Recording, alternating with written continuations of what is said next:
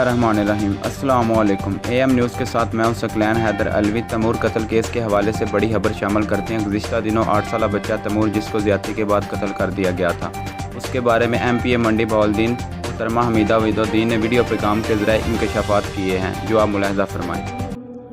मैं सबसे पहले तो मंडी बहाउद्दीन फेसबुक पेज का शुक्रिया अदा करना चाहती हूँ कि इन्होंने डिस्ट्रिक्ट मंडी बहाउद्दीन का जो एक अहम इशू है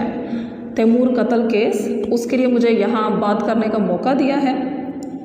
मंडी बहाउद्दीन पेज के हवाले से, क्योंकि मैं अक्सर इनके फेसबुक को देखती रहती हूँ और मैं इनको ज़रूर अप्रिशिएट करूँगी कि ये अवामी मसाइल जो ग्रास रूट लेवल पे हैं, जो इंतज़ामिया तक नहीं पहुँच पाते हैं, जो अवामी नुमाइंदे तक नहीं पहुँच पाते हैं, वो हाईलाइट कर रहे हैं। इस वक्त सोशल मीडिया का दौर है और सोशल मीडिया इन्फ्लुएंसिंग, जो जिस तरीके से हम सोशल मीडिया पर आवाम के मसाइल को हाईलाइट करते हैं, ये भी एक मसले के हल के लिए बहुत अहम किरदार अदा करता है। तो तैमूर कत्ल केस के हवाले से यहाँ मैं बात करना चाहूँगी। जिस दिन मुझे सोशल मीडिया के ज़रिए पता चला कि सुहावा जमलानी में तैमूर का ज़्यादती और कत्ल हुआ है, तो मैं ढोकासिब गांव में, क्योंकि PP 65 वैसे भी मेरा हल्का था, और तैमूर के वालिद से जाके मिली, फातिहा खानी की, और तमाम तफसील पूछने के बाद आज 7वां-8वां दिन है और रोज़ाना की बुनियाद पर मदई के साथ मेरा रब्ता है। और इस केस के अंदर मैं समझती हूँ कि जिस तरीके से मदई को इंसाफ मिलना चाहिए, इंसाफ नहीं मिल रहा। और चूँकि मदई एक ज़िम्मेदार शरीफ घराने से ताल्लुक़ रखते हैं, उनको ज़िंदगी में पहली दफ़ा थाने कचहरी से वास्ता पड़ा है, जिसकी वजह से अब जिस तरीके से तैमूर का जो कत्ल का मुकदमा दर्ज हुआ है, अभी पोस्टमार्टम हुआ भी नहीं था और कत्ल का मुकदमा दर्ज किया गया, और उसके बाद पोस्टमार्टम की इब्तदाई रिपोर्ट से मदई को आगाह नहीं किया गया। और मेरे बार बार इसरार करने पर ये थाने में गए और थाने में जाकर उन्होंने इब्तदाई रिपोर्ट की पिक्चर ली, लेकिन जो इब्तदाई रिपोर्ट थी, जिसके अंदर तैमूर के जिस्म के 10 ज़ख़म का ज़िक्र हुआ था, वो पेज जो है पिक्चर बनाने नहीं दी गई और बाकी सफ़ात जो है उनके साथ शेयर किया गया कि इब्तदाई रिपोर्ट के अंदर कुछ भी नहीं है। उसके बाद मैंने हेल्थ डिपार्टमेंट से रब्ता किया। हेल्थ डिपार्टमेंट से रब्ता करने के बाद जो सफ़ा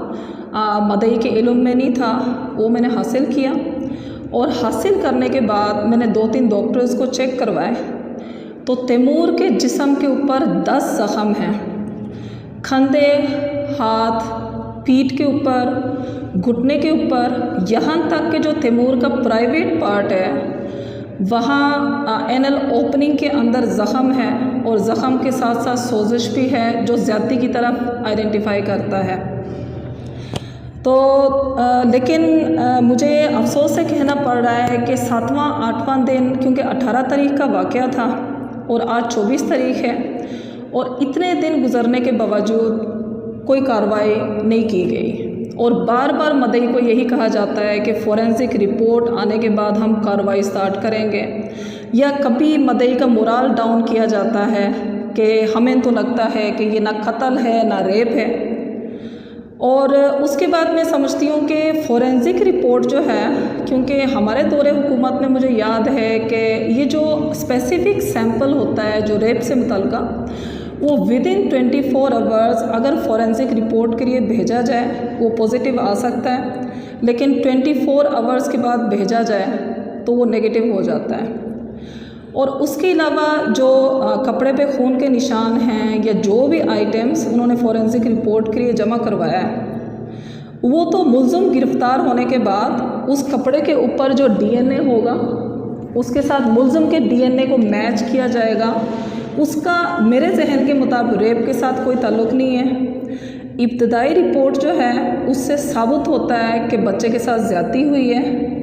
और बच्चे को अंडर कंस्ट्रक्शन बिल्डिंग के अंदर एक वॉशरूम वाली जगह पे फेंक दिया गया, और बार बार मदई से कहा जाता है कि हो सकता है बच्चा गिर के फौत हुआ हो। जो बच्चा करियाने की दुकान पे चीज़ लेने जाता है, और 4-5 घंटे के बाद अंडर कंस्ट्रक्शन बिल्डिंग के अंदर टॉयलेट के अंदर पाया जाता है। उसके जिस्म पे 10 ज़ख़म हैं और ऊपर से गिरने की जगह भी नहीं है और बच्चे के प्राइवेट पार्ट के ऊपर भी ज़ख़म है, सोजिश हुई हुई है। वो किस तरह कहते हैं कि बच्चा गिर के फौत हो गया। मुझे याद है जिस वक़्त मियाँ शहबाज शरीफ साहब वज़ीर आला थे, उस वक़्त ज़ैनब केस के हवाले से मियाँ शहबाज शरीफ साहब के अलावा सुप्रीम कोर्ट ने भी एक्शन लिया और एक्शन लेने के बाद इसी तरह के ज़्यादती का केस था और डीएनए टेस्ट जो है 72 घंटे में मुकम्मल करवाई गई और जिस जगह पे ज़्यादती हुई थी उस जगह के 1187 लोगों के सैंपल्स लिए गए और बारी बारी डीएनए टेस्ट लिया गया और उसके बाद मुलज़िम तक पहुंचने में वो कामयाब हुए थे। तो तैमूर वाला जो केस है, अब क्योंकि 18 तारीख का वाक़या और आज 7-8 दिन होने के बावजूद सिर्फ एक ही बंदे को उन्होंने पकड़ के बैठाया हुआ है और उसके बाद मदई को बार बार कहा जाता है कि फ़ॉरेंसिक रिपोर्ट आएगी तो इसमें हम कर लेंगे। तो इसमें फ़ॉरेंसिक रिपोर्ट रूटीन में 3 माह के बाद आते हैं। तो क्या ख्याल है कि 3 माह के बाद अगर वो स्पेसिफिक सैंपल जो है वो टाइमली नहीं पहुंचाया गया, वो नेगेटिव आता है, तो उसके बाद मेरे तो जहन के मुताबिक ये है कि उतनी देर में मदई का ब्रेन वॉशिंग की जाएगी कि बच्चे का कत्ल नहीं हुआ और ज़्यादती भी नहीं हुई और इसी तरीके से जो है इसके बाद कोई नए केसेस आ जाएंगे और तैमूर का केस जो है रफा दफा हो जाएगा। तो मैं सोशल मीडिया के ऊपर मैं बतौर अवामी नुमाइंदा मैं अपने लेवल पर कोशिश कर रही हूँ और मदई से हटकर भी मैं समझती हूँ कि बतौर डिस्ट्रिक्ट मंडी बहाउद्दीन के नुमाइंदा किसी के साथ ज़्यादती नहीं होनी चाहिए और अपनी कैपेसिटी के मुताबिक मैं कोशिश करूँगी। लेकिन साथ ही साथ सोशल मीडिया पेज के जितने भी आप फॉलोवर्स हैं या जिन लोगों ने भी मेरे वीडियो पैगाम को सुना है, आप लोगों से भी मैं गुजारिश करूँगी कि सोशल मीडिया पर आवाज़ उठाएँ, क्योंकि सोशल मीडिया बहुत बड़ा फोरम है। इसको नफ़रत फैलाने की बजाय मिस इन्फॉर्मेशन फैलाने की बजाय एक अच्छे कोज़ के लिए हम इस्तेमाल कर सकते हैं और अपने डिस्ट्रिक्ट मंडी बहाउद्दीन के अंदर इस्लाहात और दूसरे नंबर पे अमन व अमान कायम करने के लिए हम इस्तेमाल कर सकते हैं। अच्छा, इस मौके पर तैमूर केस के हवाले से मैं समझती हूँ कि डिस्ट्रिक्ट मंडी बहाउद्दीन की आवाम ने जिस तरीके से तैमूर केस को टेकअप किया है, मेरा ख्याल है कि इतना मदई ने टेकअप नहीं किया होगा जिस तरह डिस्ट्रिक्ट मंडी बहाउद्दीन की आवाम ने टेकअप किया है। लोग सोशल मीडिया पर कंडेम कर रहे हैं, यहाँ तक कि मुख्तलिफ इंस्टीट्यूशन, जिस तरह आज मैंने सुना कि डिस्ट्रिक्ट बार ने भी ऐलान कर दिया है कि वो तैमूर को फ्री ऑफ कॉस्ट सपोर्ट करेंगे। तो मेरे जहन के मुताबिक क्योंकि अमूमन ये होता है, जिस तरह पहले दिन मदई के पास गई तो वो शर्मिंदा थे कि जैसे बच्चे के साथ ज़्यादती हुई है और अमूमन मैंने नोट किया है कि क्योंकि इस तरह का वाक़या जो है लोग कंप्लेंट करते हुए समझते हैं कि माशरती तौर पर एक दाग है और जिसकी वजह से अमूमन कंप्लेंट भी दर्ज नहीं करवाते। इसी तरह अगर कंप्लेंट दर्ज भी करवाते हैं तो माशरती दाग से छुटकारा हासिल करने के लिए राज़ीनामा कर जाते हैं, या इस तरह होता है कि जो मुजरिम होता है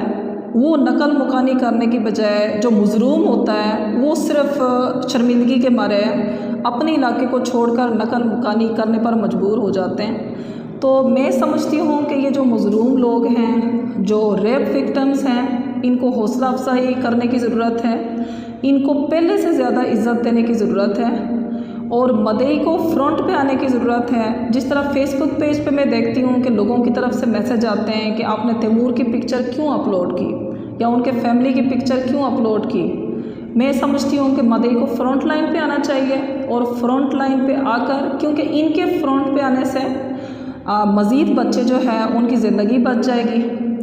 और मैं समझती हूँ कि ये जो बदफेली का वाक़या है, मैं अपने हलके के अंदर भी देखती हूँ जब से पॉलिटिक्स में आई हूँ, ये सिर्फ गरीबों का इशू नहीं है, गैर काश्तकार के साथ होता है, काश्तकार के साथ भी हो रहा है, गरीब के साथ भी होता है, अमीर के साथ भी होता है। किसी वक्त भी अल्लाह माफ़ करे कि ये किसी के साथ भी हो सकता है। तो मैं आप सबसे गुजारिश है कि